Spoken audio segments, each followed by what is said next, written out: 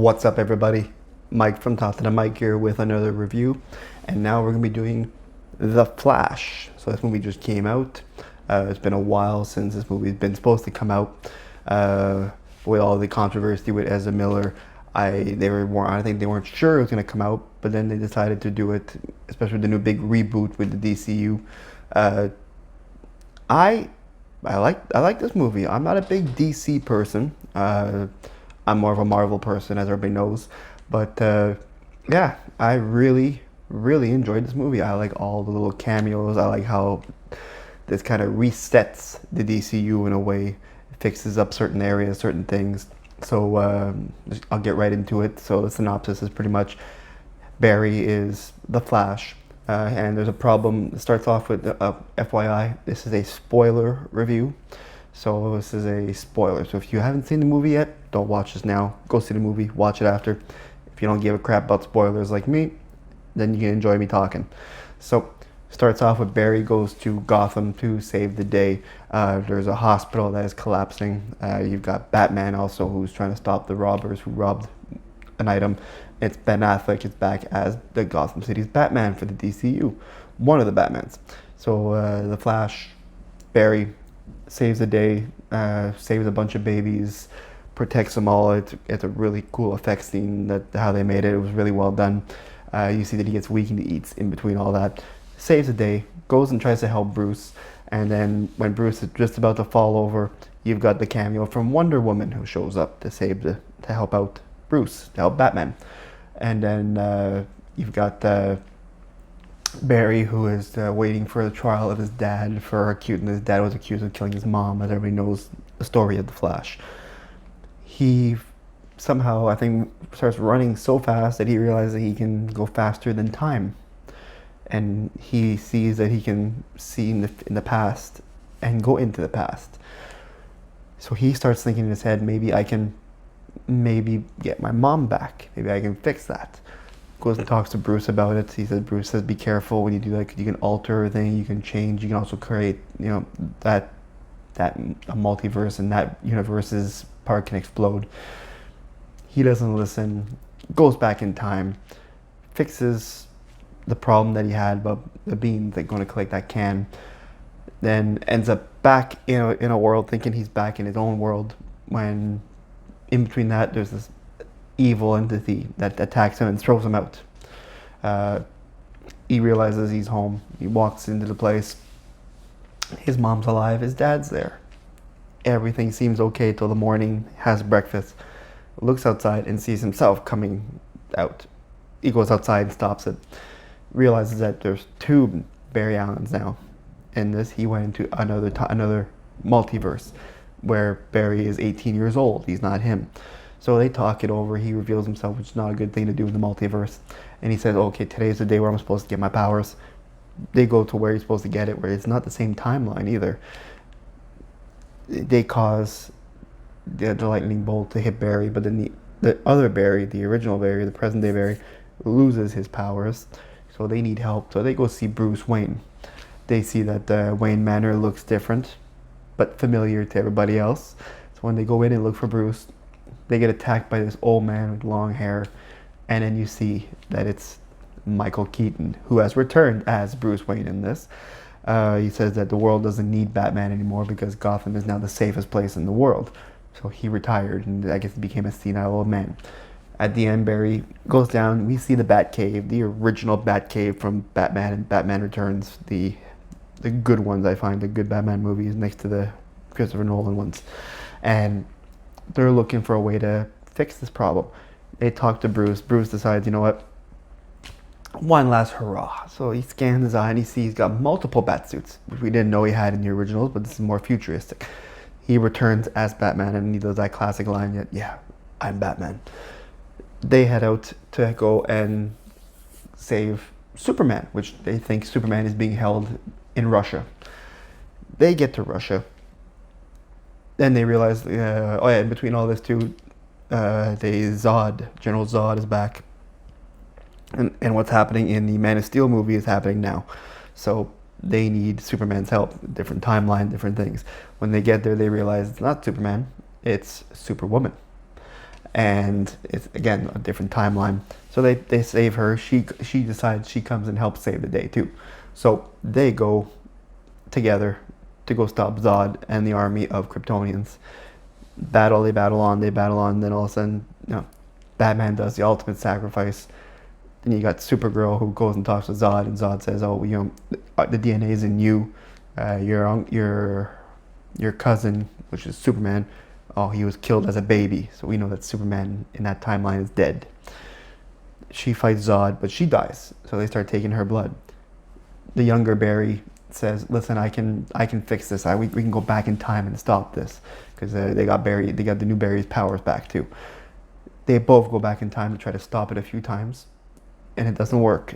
They figure a way to solve the first problem, but the outcome's still the same. They die, and you realize that it's an infinite loop. There's no way to fix that problem. So the older Barry says, we have to let this Bruce die and this Superwoman die for the cause. They don't like that. He doesn't like. He tries back and forth, keeps trying to solve it. Then we realize that he is that monster, the entity that is in the multiverse, the loop, and he's been trying ever since that time. And he's an older version of, again, the Flash. Then you see the worlds collide. Worlds are coming all together. You've got the Superman world where you see George Reeves, Superman.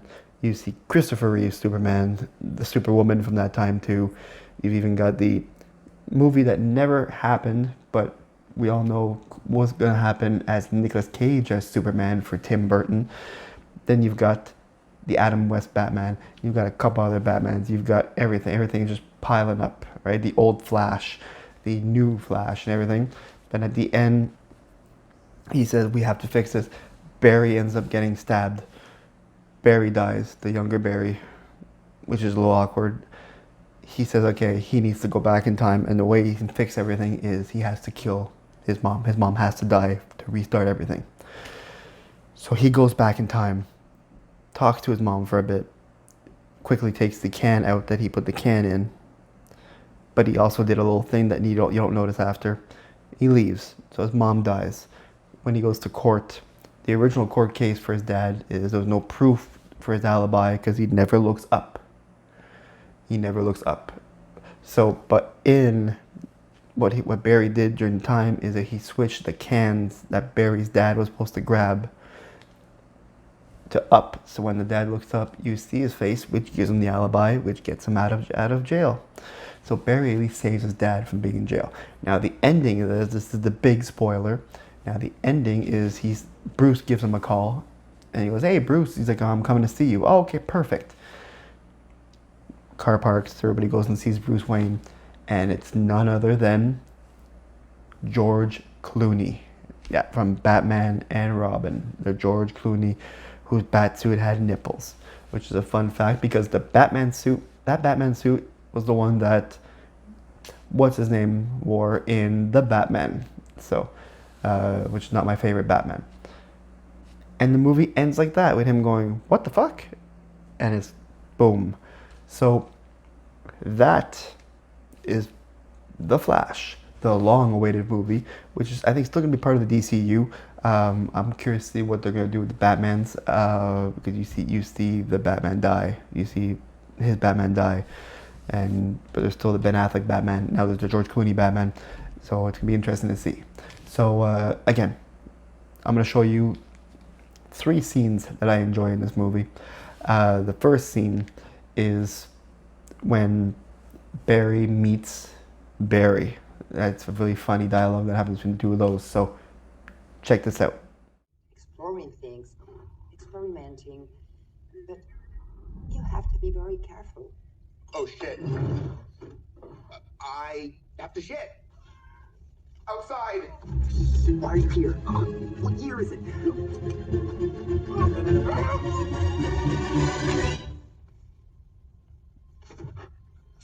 It's my face. You stole my face. Think about the mushroom flashback. Is that a thing? How old are you? 18. All right, now the second scene I like, it's in 2 parts. It's when you finally see Michael Keaton back as Batman. So check this out. Has to be a way.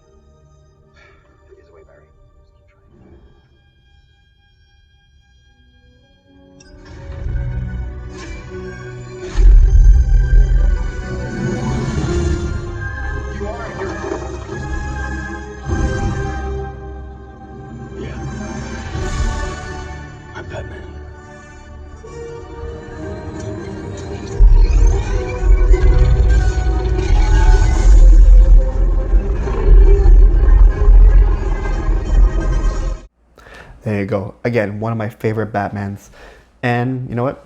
The fight scenes in this as him as Batman are a lot better than the originals because, well, they with more CGI. So let's take a look at this, how Batman can fight.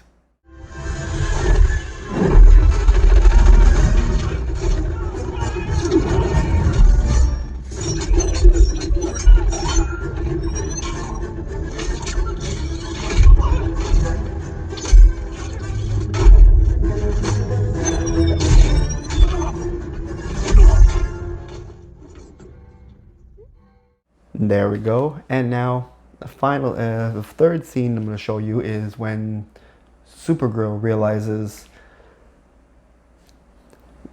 that Clark Kal-El got killed by Zod, and that she is the essence of rebuilding Krypton. So check that out. Jor-El hid the key to Krypton's rebirth inside a Kryptonian child, coded inside the DNA, and sent to Earth in an escape pod. He's not here. You have failed. We intercepted his pod. But your cousin was not the one we needed.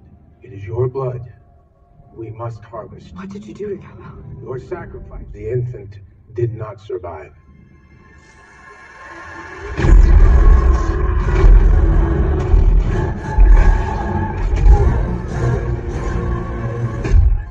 There you go. And in the final scene I'm going to show you, and that's the spoiler one, is what I just talked about. It's the reveal of George Clooney.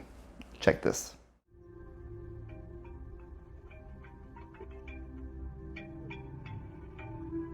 Bruce, congratulations. Thank you. You have no idea how good it is to hear your voice. I have so much to tell you the next time I see you, Bruce. You were right, okay? And I didn't listen. Oh, great.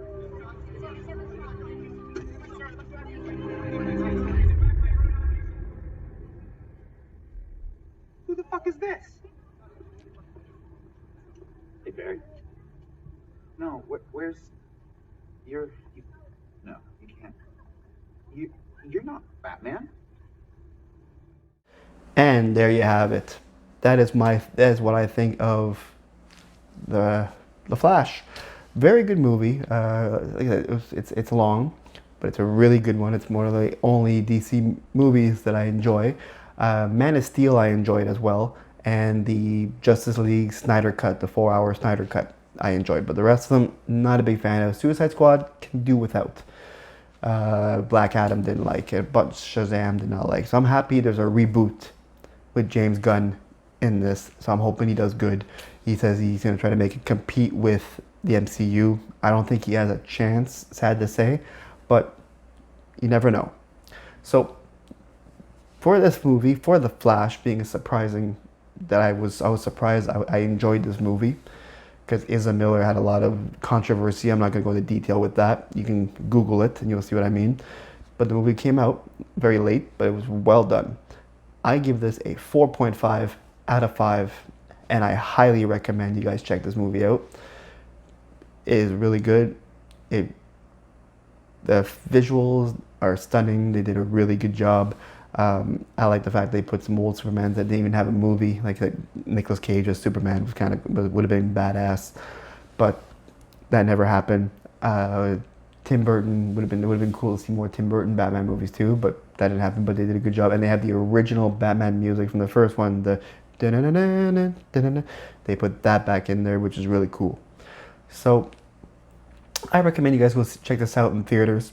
It's really worth the while. So again, if you have a movie you want me to review, could be new, could be old, could be very old, could be a series, a documentary, just send me an email right over here, or send me a message on my social media platforms, and I will reply. And let me know what you guys think of the Flash movie, and let me know if you enjoyed it or you hated it. Let me know. So again, as always, thank you for watching. There would not be a show without you guys. I'm Todd to the mic. Take care.